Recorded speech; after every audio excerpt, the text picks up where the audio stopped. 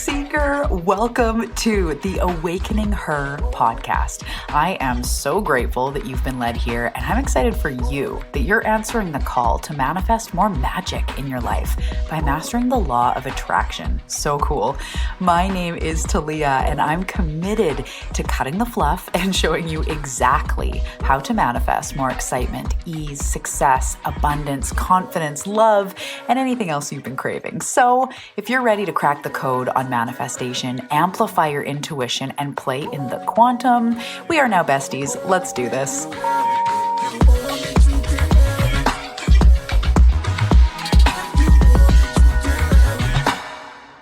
Hello. Welcome back to the Awakening Her podcast. How's it going? My name is Talia Joy. Welcome to my cozy corner of the internet. Pull up a beanbag chair, pull up your favorite tea, chocolate, coffee, matcha, kombucha, whatever you've got going on. Bring it in. Welcome to the show. Today, we are talking all about creating a daily practice and the feminine and masculine components of creating a daily practice. This was really fun because I thought I knew what I wanted to say today, but as I was jotting down notes and really, moving through what wanted to come forward, my team of light, hey, if you're new here, I'm an intuitive, I'm a channel, I speak to spirit, but they came forward and showed me about the masculine and the feminine aspects of creating a daily practice that sticks. And I thought, yes, that is such a cool, fresh take on creating a daily practice. So that's what we're going to get into today. Welcome. I'm so excited you're here. If you are in fact new, I'm so grateful that our paths have crossed. Come over and find me on Instagram. It is at Talia Joy Manifestation. The link is below in the show notes. There's also lots down there. There's the Freebie Center. There's new free guides, masterclasses, ways that you can start learning, digital courses, all sorts of things. And if you didn't know, I have another podcast, and it is called On the Path, and it is dedicated to doing the work. The what do I do for self-growth, for manifestation, for awakening. So On the Path is a private subscription community. It's only $27 a month. You can come, you can go if it's not your cup of tea. But what we do is we really break down the work in tangible bite-sized pieces. So we're getting weekly assignments, deep dive episodes on things like connecting to your body, navigating triggers, all sorts of different topics that come in with manifestation and self-growth. On the Path also houses my entire methodology. So there's really bite-sized, to the point trainings that you can move through from beginning to end to cause a transformation. So it's a beautiful place to be if you're committed to doing the work. Only $27 a month. I invite you over there. At the time that this episode is being released, we are also doing On the Path a daily practice builder experience where I'm taking you through how to build a daily practice and offering some short breath works and different things that you can do. So join over there if you really want to implement the work and start manifesting. That is also below the link for that. Again, it's called On the Path. And I think that's it. Let's dive into what we're talking about today. So the first thing that I want to go to when we talk about creating a daily practice is I really want to anchor into the why, because all of us have had floating around in our heads, I really should have a daily practice. And it gets put in that should pile. It's like the wood pile in the back of our brain. It's like the should pile. That's a good one. I'm going to make something of that. And we just feel like we should, and then we carry, often guilt or shame around the fact that we don't, and we know we feel better when we do, but we just don't have time. And, I definitely understand that. I am a mom of 3. I have a business that I'm now, 8 to 10 years, 10 years in entrepreneurship, 8 years in the online space. And so I know what it feels like to feel almost like too much responsibility, too many commitments, being really busy and not being able to find time for yourself. But today we're going to talk about how you can do that. And part of that comes when we flip the narrative in our mind. So I want to present to you that having a daily practice is your way of pouring back into yourself and spending time on you. That in itself is probably obvious. You knew that. But what spirit shows me is that when we do this, we're not only like looking after ourselves because we should, because that's self-love. And, again, it's in the should pile. It's actually our daily anchor into a sort of either better feeling energy or a visiting of who we truly are, our home base. So I'll expand on that. Our daily practice, I'm going to go through a little bit about how we need it to be flexible in different examples, but it may not be the same thing every day. It's an opportunity to touch base with us. So sometimes my daily practice involves crying or going up in child's pose and just breathing.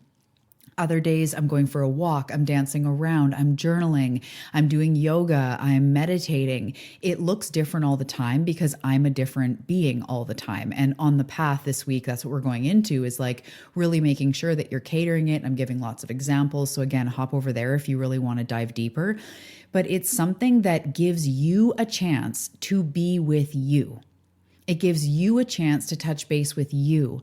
And there's more and more layers of why this is so powerful. Because when we are in our manifestation journey, we manifest based on our self-worthiness and our self-concept. So we manifest from who we are being, from our energy field. But what we are being gets magnified and brought back to us. So we may be trying to manifest more money or a career opportunity or clients, but if we're neglecting ourself without even realizing it, we are putting out a low self-worth signal, which is a very low vibration. Then also, usually your energy is going to be scattered all over the place. You feel depleted, your body's tight, your mind is cluttered because you're not spending that time really clearing the space, creating space for you. So a daily practice is an anchor into you, into your home base, away from all the chaos and, all the shoulds. And as soon as you leave that practice space, or you're done on your walk, or you're done in your office or your Zen den, and you go back into your life and your kids are there, or your roommates or your parents or your coworkers or whatever, shit hits the fan once we get out in real life, the world of the 10,000 things. We get out into the world of the 10,000 things, and there's stuff, there's traffic, there's bills. So when we create a daily practice, it's like we're creating this little bubble of well-being. It's almost like insurance for tomorrow's self. It's creating this pocket of time because you deserve it, because you are worthy of that. So it's not about what we should do. It's about, this is probably one of the main assignments in your life. If you have struggled with self-love, if you have struggled with being in your body or loving your body, if you have struggled with abandoning yourself or neglecting your own needs, if you've suffered or struggled with not being able to speak your needs or have your needs met, or feeling overwhelmed, depleted, in pain, anything like this, a daily practice is what is truly calling you. That's the assignment, is loving yourself. So when you show up for yourself, when you treat yourself like a VIP, a very important person, you show the universe, life, spirit, your higher self, the law of attraction, you show the powers that be, look, I value myself. And when we value ourselves, we attract value.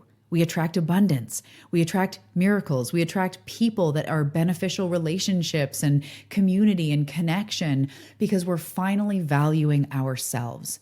So we can't write out manifestation lists and do more chants while neglecting ourselves, especially if you're an empath. If you're a business owner, this could be the make or break in your business. Are you looking after yourself? Because even in fitness, we are taught that you have to rest, right? You can't just pound the same muscle day after day. It will become injured.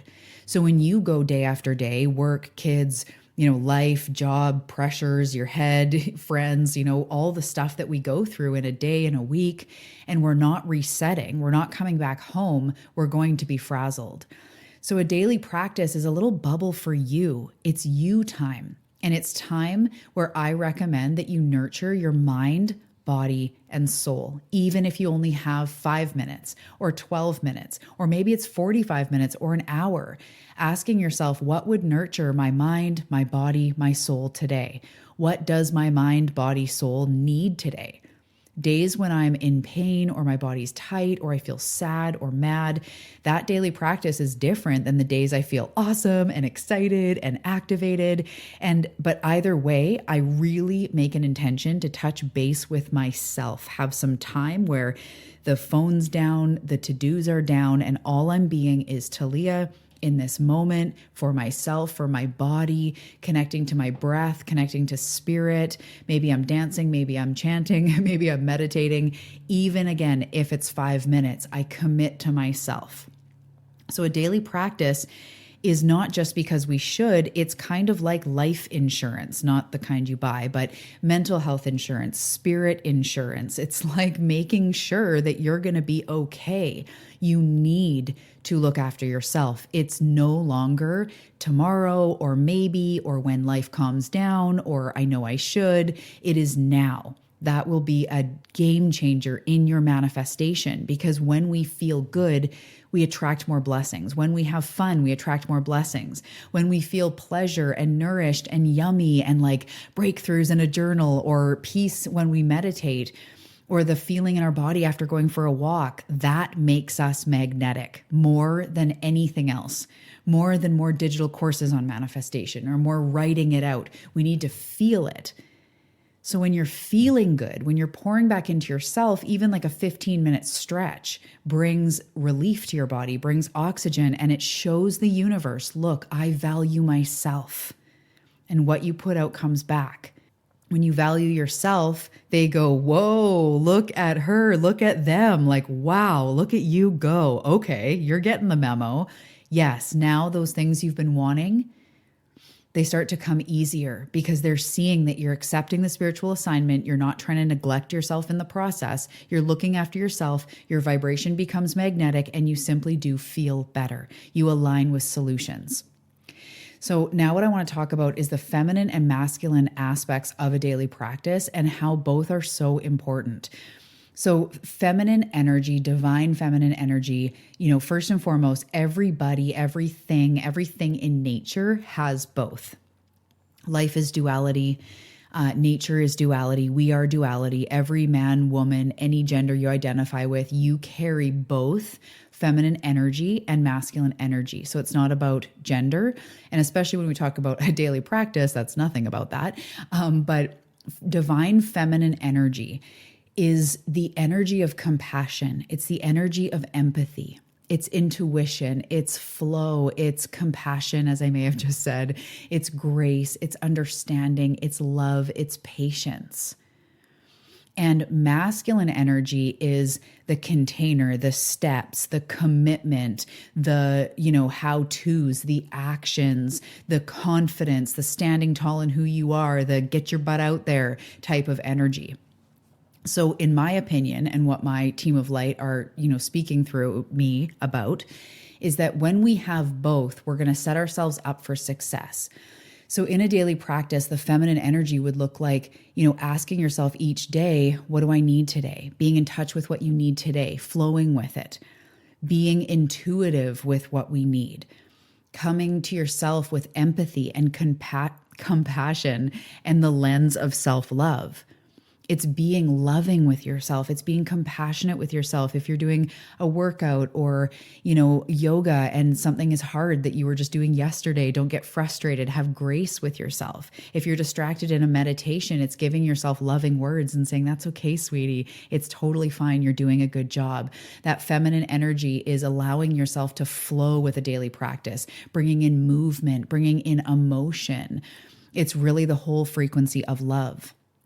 And then the masculine energy that we need in a daily practice is like the tangible practices, the commitment, the devotion to show up for yourself. It's that grit. It's that, lack of better word, balls that we sometimes need to be like, yeah, I don't feel like it, but 5 minutes in child's pose or on my mat or stretching or going for a quick walk would feel so good. So let's get our shoes on and get out the door because we are worth it. That type of grit is applicable.